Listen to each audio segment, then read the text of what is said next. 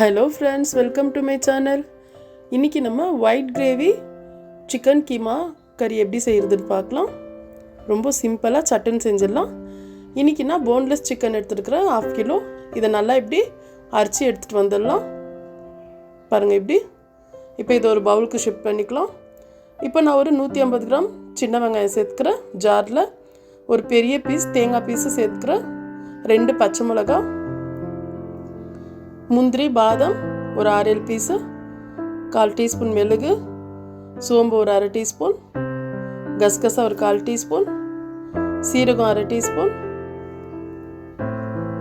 பூண்டு paste 1 teaspoon, இஞ்சி 1 teaspoon. இப்போ இதெல்லாம் சேர்த்து நம்ம அரைச்சிட்டு வந்துடலாம். நல்லா மையம் பாருங்கள், இந்த மாதிரி அரைச்சி வச்சுக்கலாம். இப்போ இது ஒரு பக்கம் இருக்கட்டும். இப்போ வேறு ஒரு ஜாரில் பொட்டுக்கடலை எடுத்துக்கலாம், சின்ன கப்பில்.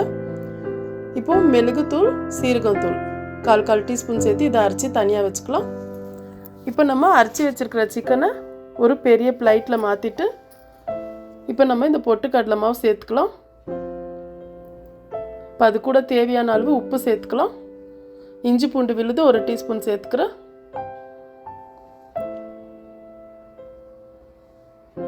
இப்போ கொத்தமல்லி புதினா பொடியாக கட் பண்ண இந்த சேர்த்து 1 டீஸ்பூன் எண்ணெய் சேர்த்து இதை நல்லா நம்ம பிழிஞ்சிக்கலாம். எல்லாம் மிக்ஸ் பண்ணி நல்லா க்ளீனாக பிழிஞ்சிக்கலாம். பாருங்கள், இந்த மாதிரி பிழிஞ்சிட்டு இப்போ இதை நம்மளுக்கு எந்த சைஸ் வேணுமோ அப்படி நம்ம பால் பண்ணி வச்சுக்கலாம்.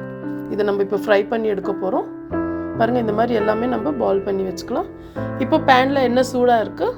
இப்போ ஒரு பால்ஸாக நம்ம எடுத்து சேர்த்து இதை மிதமான சூடில் வச்சு நம்ம ஃப்ரை பண்ணிக்கலாம். இப்படி ஃப்ரை பண்ணி சேர்க்கறதுனால கொஞ்சம் நல்லாயிருக்கும். நம்ம அப்படியே கூட சேர்க்கலாம், ஆனால் இப்படி ஃப்ரை பண்ணி சேர்த்தா கொஞ்சம் நல்லாயிருக்கும். அதனால தான் இப்போ நம்ம எல்லாம் ஃப்ரை பண்ணதை எடுத்துக்கலாம். இப்போ பாக்கி இருக்கிறதும் இதே மாதிரி நம்ம ஃப்ரை பண்ணி எடுத்து இதை ஒரு பக்கம் தனியாக வச்சுக்கலாம்.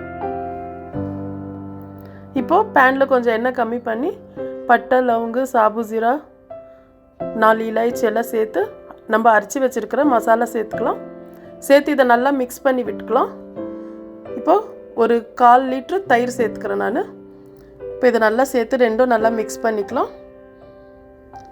இப்போ இதில் இப்போ கொஞ்சமாக உப்பு சேர்த்துருக்குறேன். நம்ம ஆல்ரெடி கீமாவில் உப்பு சேர்த்துருக்குறோம், பார்த்து சேர்த்துக்கலாம். இப்போ கொத்தமல்லி புதினா சேர்த்து மிக்ஸ் பண்ணி விட்டுக்கலாம். ஜார் அரிசி கொஞ்சமாக தண்ணி சேர்த்துருக்குறேன். இந்த டைமில் நம்ம தண்ணி எவ்வளோ வேணும் திட்டோ கொழும்புக்கு அவ்வளோ தண்ணி சேர்த்துக்கலாம். இப்போ மூடி போட்டு ஒரு 5 நிமிஷம் கொதிக்கிட்டோம்.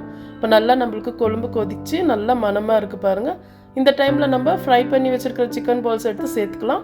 இப்போ இதெல்லாம் சேர்த்து இதை நல்லா மிக்ஸ் பண்ணி விட்டு மறுபடியும் நம்ம ஒரு 5 நிமிஷத்துக்கு மிதமான சூடில் வைக்கலாம். இது நல்லா கொஞ்சம் அந்த பால்ஸில் நல்லா அந்த மசாலா இறங்கட்டும். இப்போது இதை ஒரு 5 நிமிஷம் மூடி போட்டு வைக்கலாம். இப்போ பாருங்கள், நம்மளுக்கு நல்லா மணமாக இருக்குது. நல்லா கொழும்பு ரெடி ஆயிடுச்சு. சிக்கன் பால்ஸில் நல்லா இந்த கிரேவி எல்லாம் போய் நல்லா செட் ஆகிருக்கு. டேஸ்ட் ரொம்ப அட்டகாசமாக இருக்கும். கண்டிப்பாக ட்ரை பண்ணுங்கள். இப்போது நம்மளோட ஒயிட் கிரேவி சிக்கன் கீமா கறி ரெடி ஆயிடுச்சு. ரொம்ப சிம்பிளாக சட்டுன்னு செஞ்சிடலாம். இந்த கொழும்பு நம்ம பரோட்டா, சப்பாத்தி, தோசை சூப்பராக இருக்கும். கண்டிப்பாக ட்ரை பண்ணுங்கள். அவ்வளோதான் ஃப்ரெண்ட்ஸ். நான் போடுற வீடியோஸ் உங்களுக்கு பிடிச்சிருந்தா லைக் பண்ணுங்கள், ஷேர் பண்ணுங்கள், மறக்காமல் சப்ஸ்கிரைப் பண்ணுங்கள். தேங்க்யூ.